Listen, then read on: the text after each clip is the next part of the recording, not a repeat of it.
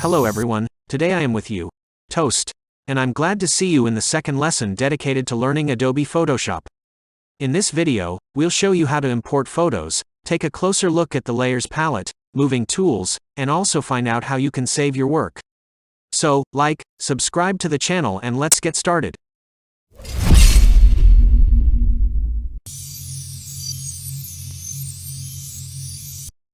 So, how can you add photos to a Photoshop document? There are so many different options here. The first option is to use the key combination Ctrl+O when you have created a document. Press Ctrl+O, after which you can select some photo from your hard drive. For example, here I chose the cover that we recently created. I double-click on it and it opens for me. But what is the nuance here that is important to know? When you use the keyboard shortcut Ctrl+O, you open a photo, but you open it in a different document. If you need to add a photo to an existing document, then the algorithm of actions is slightly different. Go to the File tab, select Place Embedded, and specify the path to the photo you want to place. The placement of the selected photo in the document will be confirmed by the Enter button. What else can you do? I open Explorer, go to the desired folder, select the photo I need, and simply drag it into Photoshop and press Enter, or the checkmark at the top. If you need to resize the photo after moving it into the document, you can easily do so. There are manipulators here, increase or decrease. Ready. After that, press the checkmark or Enter. Or if you have several projects open, you can drag one into another. Like this. And another bonus option is copying via the internet. Open any browser, find the picture you like, right-click on it, select Copy Image, then return to Photoshop and press Ctrl+V. This is also possible.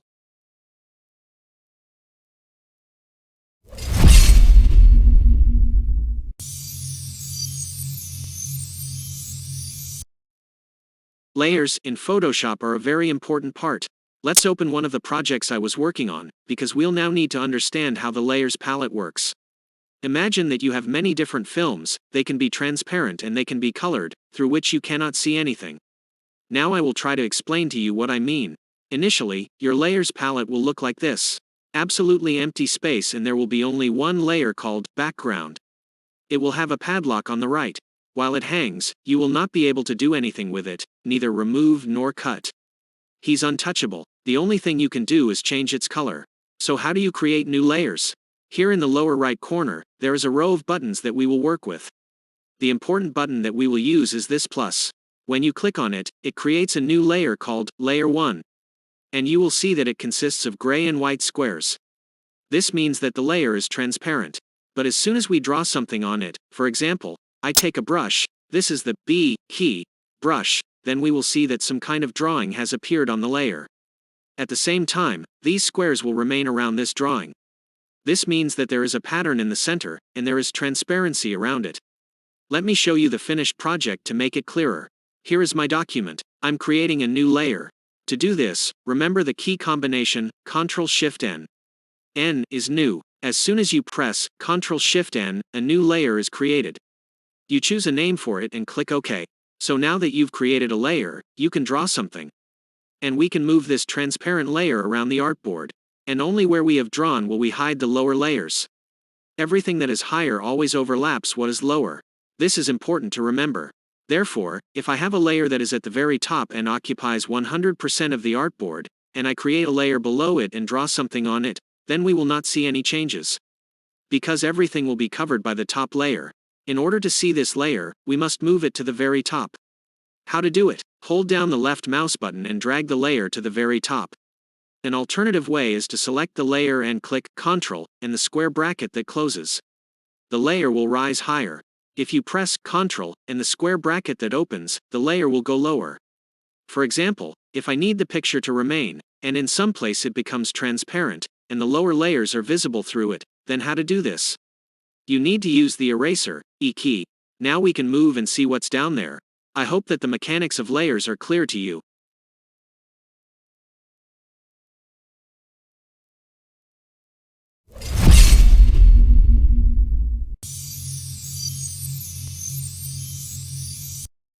Separately, I would like to dwell on the settings. When we press Ctrl+Shift+N, this window appears where you can adjust the layer parameters. Here you can choose the color, for labeling the layer, blending mode and opacity. The next thing you need to do is rename the layer.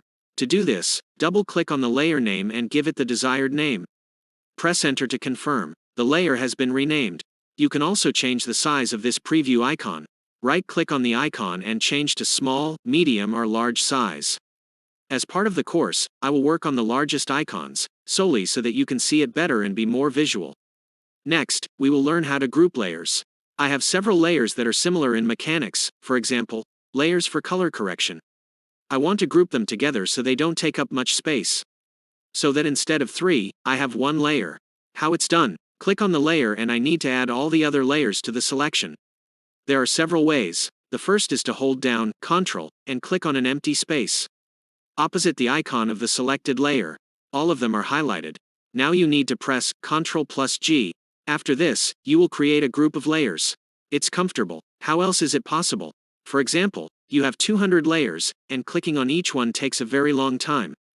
You can combine them as a group at once. Click on the first layer, press Shift and click on the last layer. The entire range will be highlighted. Then press Ctrl+G. All is ready. If you need to ungroup, Ctrl+Shift+G. If you mistakenly added a layer to the group and want to remove it from it, then hold down the left mouse button and drag it out of the group.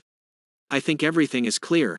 Next, if you need to merge all layers into one, this can be very convenient when you are finalizing a project. To do this, we press Ctrl+Alt+Shift+E, thereby I glue them together. However, be careful with this function. When you glue layers together in this way, you lose the ability to edit. That is, you will not return back. To remove a layer, select the layer and press the Delete key, or in a basket.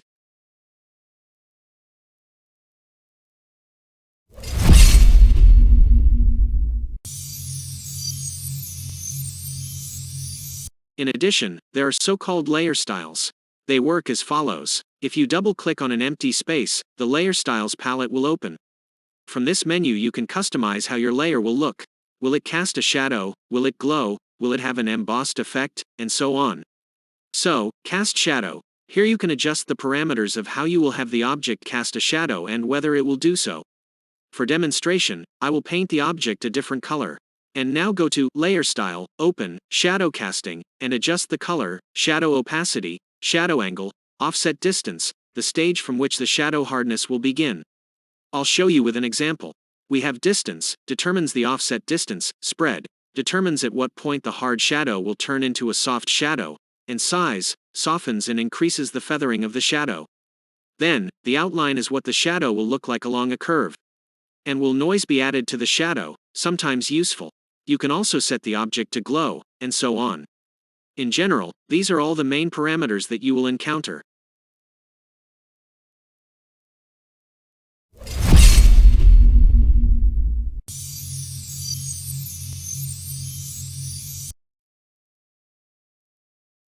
Now let's learn how to save documents.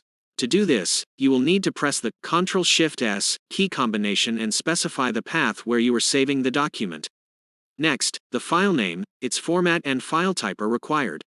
If you choose Photoshop, then you save a project that you can edit. All layers will be saved and you will be able to edit it. But at the same time, you won't be able to open it on your phone. You won't be able to look at it like a regular photo. You will need Photoshop to open it. If you want to save it for the internet, select JPEG here.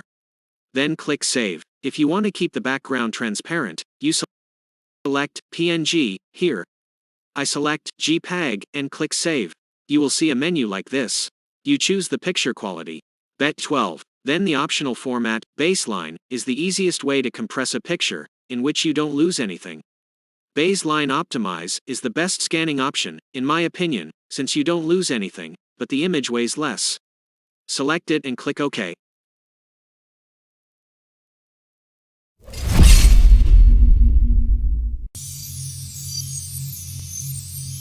This is how conservation is carried out according to all the canons.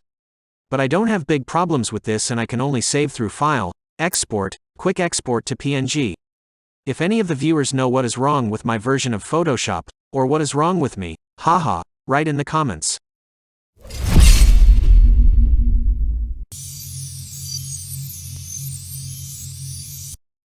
Another important thing is how to undo or repeat the last action. Undo, as we all know, is Ctrl-Z, and repeat as Ctrl-Shift-Z. Ctrl-Z is backward, and Ctrl-Shift-Z is forward. And yet, if you hold down Ctrl-Z, the program will quickly cancel everything.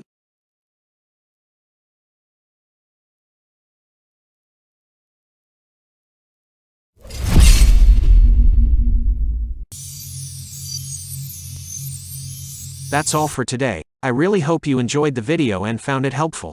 If so, give me a like and subscribe to the channel so you don't miss our next videos. I was with you, Toast on the CGI Digital Art channel. Bye everyone.